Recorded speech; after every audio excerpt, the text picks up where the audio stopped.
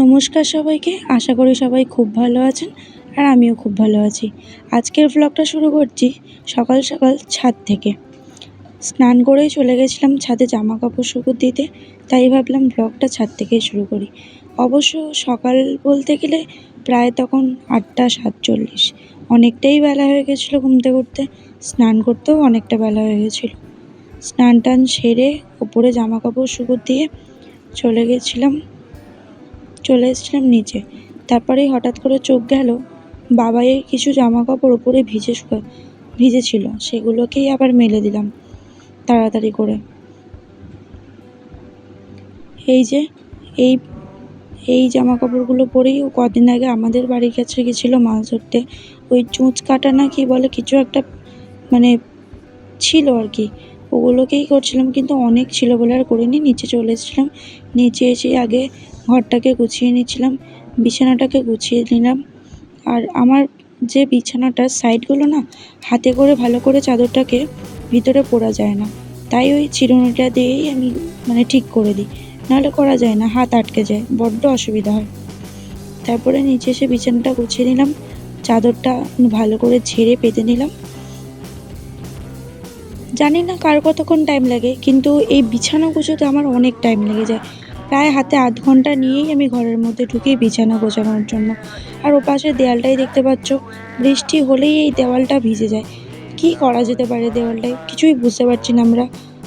ভাবছিলাম ওই carpet type কিছু একটা দেবো, কিন্তু তাতেও মনে হয় কার্পেটটা থাকবে না। দেওয়ালটায় কি করা যেতে পারে, তোমাদের যদি কারোর জানা থাকে অবশ্যই কমেন্টে জানিও, যে যদি দেওয়ালটায় কিছু করা যায়।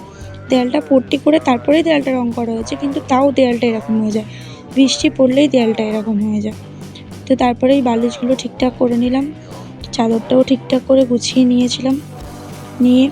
আর আমি না কদিন এখানে ছিলাম না, তো বালিশগুলো এরকমভাবে কেউ ভাঙেনি।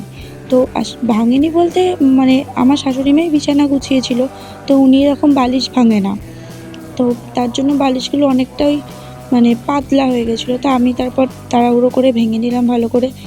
ভেঙে নেওয়ার পর আর আমার একটা অভ্যাস যে প্রতিদিন কলিং দিয়ে আয়না মোছা, আয়নাটাও মুছে নিয়ে চলে এসেছিলাম রান্নাঘরে রান্না করতে। আজকে রান্না হয়েছিল টকের ডাল, আলু ভাজা, পুঁই শাকের তরকারি। অনেকটা তেল হয়ে গেছিলো, তেলটা কাপে তুলে রেখেছিলাম, আবারও তেল দিলাম, আলুটা নুন মাখিয়ে নিলাম। নেওয়ার পরে ওই কাঁকরোল আর বেগুন ভেজেছিলাম, তো সেগুলোও ভালো করে নুন হলুদ মাখিয়ে নিলাম। নেওয়ার পরে এবার কাঁকরোলগুলো আগে ভেজে নেব, নেওয়ার পর বেগুনটা ভাজবো, কারণ বেগুনটায় নাকি অনেক তেল লাগে, তো দেখতেই পাচ্ছ। আর খুন্তিটায় জল ছিল, তার জন্য না প্রথমেই খুন্তিটা দিতে তেলটা ছিটকে আসছিল, তাই আগেই কাঁকরোলগুলো ভেজে নিলাম, খুন্তিটাও মুছে নিলাম। দেখতেই পাচ্ছ সব রান্না সব কমপ্লিট হয়ে গেছে। রান্না কমপ্লিট করে বাসন টাসন মেজে পরিষ্কার করে নিয়েছিলাম। নিয়ে সন্ধ্যাবেলা দুপুরের পর থেকে আর কোনো ক্লিপ নেওয়া হয়নি, তাই সন্ধ্যেবেলা বাবুকে পড়াতে গেছিলাম, বাবুর এই ক্লিপটাই নিলাম। তো অঙ্ক করছিল, অঙ্কটা বুঝতে পারেনি বলে ওরা মাথায় এত টেনশন চলে এসেছিলো। তো যাই হোক, আজকের ব্লগটা এইটুকুই। যদি তোমাদের ভালো লেগে থাকে অবশ্যই কমেন্ট করে জানিও। টাটা। আমার চ্যানেলটাকেও সবাই সাবস্ক্রাইব করে দিও প্লিজ।